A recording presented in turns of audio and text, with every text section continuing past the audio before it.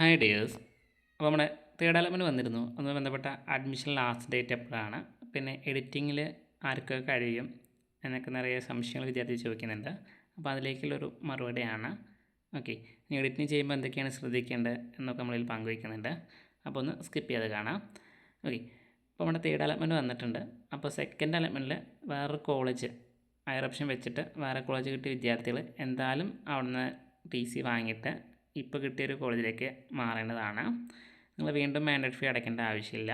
നിങ്ങളങ്ങനെ മാറുമ്പോൾ നിങ്ങൾക്ക് അവിടെ അടച്ച ഫീസുകളുണ്ടല്ലോ, അതൊക്കെ എന്തായാലും റീഫണ്ടായിട്ട് തരുന്നതായിരിക്കും.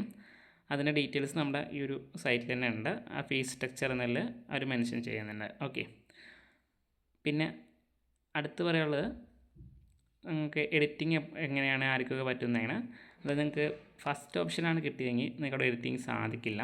നിങ്ങൾക്ക് എന്തെങ്കിലും ഹയർ ഓപ്ഷൻസ് ഉണ്ടെങ്കിൽ നിങ്ങൾക്ക് എഡിറ്റ് ചെയ്യാൻ സാധിക്കും. ഓക്കെ, നിങ്ങൾക്ക് ഇപ്പോൾ കിട്ടിയ കോളേജ് തൃപ്തിയാണെങ്കിൽ ഹയർ ഓപ്ഷൻസ് ക്യാൻസൽ ചെയ്യാം. ഓക്കെ, അങ്ങനെ ഒരു ഓപ്ഷനും ഉണ്ട്. അപ്പോൾ നിങ്ങൾ നോക്കി ചെയ്യാം. ഓക്കെ, അങ്ങനെ വയ്ക്കുകയാണെങ്കിൽ ഫോർത്ത് അലോട്ട്മെൻറ്റിൽ ഏത് അലോട്ട്മെൻറ്റിലേക്കാണോ നിങ്ങൾക്ക് കിട്ടുന്നത്, അത് ഏത് കോളേജിലേക്കാണോ കിട്ടുന്നത് അങ്ങോട്ട് മാറി ജോയിൻ ചെയ്യേണ്ടത് നിർബന്ധമാണ്. ഓക്കെ, പിന്നെ ആദ്യമായിട്ട് കിട്ടുന്ന വിദ്യാർത്ഥികൾ മാൻഡേറ്റ് ഫീ അടയ്ക്കാം. എന്നിട്ട് നിങ്ങൾ അഡ്മിറ്റ് കാർഡ് ഡൗൺലോഡ് ചെയ്യാൻ പറ്റും.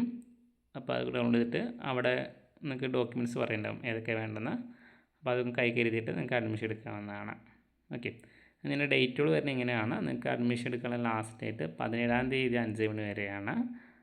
പിന്നെ നിങ്ങൾക്ക് എഡിറ്റ് ചെയ്യാനുള്ള ഡേറ്റ് വരുന്നത് 20-ാം തീയതി മുതൽ 22-ാം തീയതി വരെയാണ്. അപ്പോൾ ഞാൻ update ആക്കുന്നതായിരിക്കും.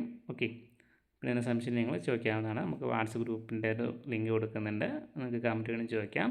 Thank you for watching.